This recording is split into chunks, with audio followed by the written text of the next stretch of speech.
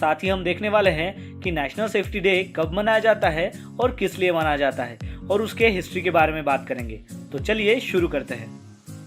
भारत में हर साल 4 मार्च को राष्ट्रीय सुरक्षा दिवस यानी कि नेशनल सेफ्टी डे मनाया जाता है। इस दिन को अब नेशनल सेफ्टी सप्ताह यानी कि नेशनल सेफ्टी वीक के रूप में भी मनाया जाने लगा है। हर साल की तरह इस साल भी राष्ट्रीय सुरक्षा दिवस 4 मार्च को बड़ी ही धूमधाम से मनाया जा रहा है। राष्ट्रीय सुरक्षा दिन या सप्ताह 4 मार्च से शुरू होकर 10 मार्च तक चलेगा।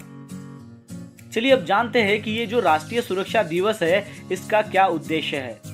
इस दिन को मनाने का मुख्य उद्देश्य आम लोगों में सुरक्षा के प्रति जागरूकता लाना और दुर्घटनाओं को रोकना है।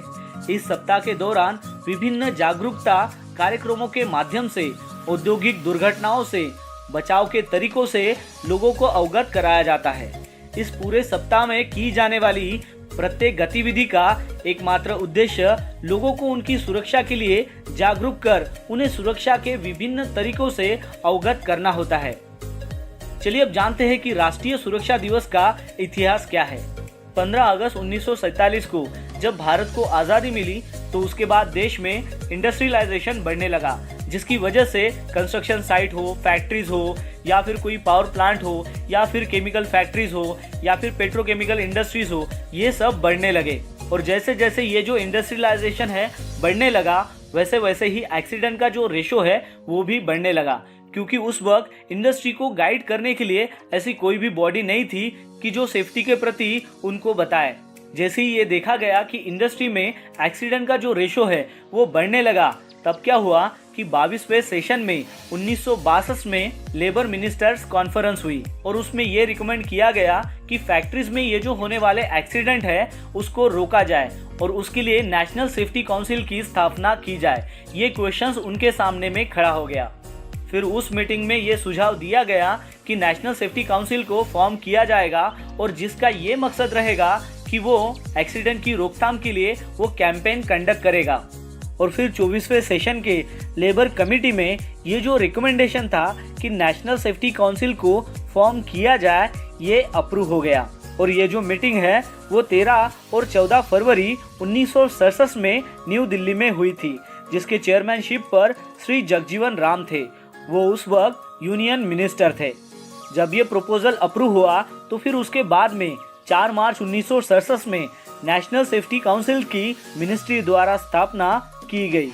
फिर 4 मार्च 1967 से लेकर 1972 तक नेशनल सेफ्टी काउंसिल ने बहुत सारे लॉ बनाए, उसमें लीगल रिक्वायरमेंट्स बनाई और सेफ्टी स्टैंडर्ड इम्प्रूवमेंट करने के लिए कुछ नए कानून लाए और वो धीरे धीरे इम्प्लीमेंट करना चालू कर दिया। और साथ ही में उन्होंने नेशनल लेवल पर अवेयरनेस कैंपेन लगाए, जिसकी वजह से ये जो एक्सीडेंट रेशो था वो धीरे धीरे कम होना शुरू हो गया। और फिर सन 1972 से 4 मार्च को नेशनल सेफ्टी डे घोषित कर दिया।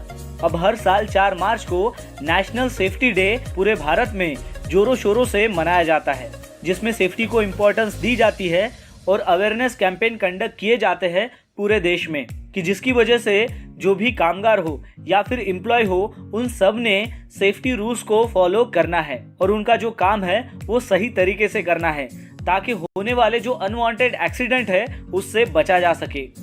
श्री जगजीवन राम उन्होंने औद्योगिक सुरक्षा को एक नई दिशा दी, जिसमें यह स्पष्ट हुआ कि सुरक्षा प्रबंधन की जिम्मेदारी तो है, लेकिन उसमें सबका सम्मिलित सहयोग चाहिए। इसके पूर्व स्थिति वैसे नहीं थी, न केवल अपने देश में बल्कि 19वीं सदी में पाश्चात्य देशों में सुरक्षा के प्रति व्यक्ति की सोच स्पष्टता विकसित नहीं हुई थी। लोग भाग्य या ईश्वर पर दुर्घटना के कारणों को थोप देते थे और निश्चित हो जाते थे। बाद में शिक्षा के प्रचार प्रसार से अनेक जगह आंदोलन हुए। लोगों ने अपने अधिकार एवं कर्तव्यों के बारे में सोचा और अंततः साल 1930 में एक जर्मन वैज्ञानिक H.W. हेनरिच ने उद्देश्य किया कि दुर्घटना होती नहीं, की जाती है, यह हयात में नहीं होती, घटनाक्रम से अंततः इस रूप में परिणत होती है। असुरक्षित परिवेश और असुरक्षित कार्य इसके लिए जिम्मेदार है।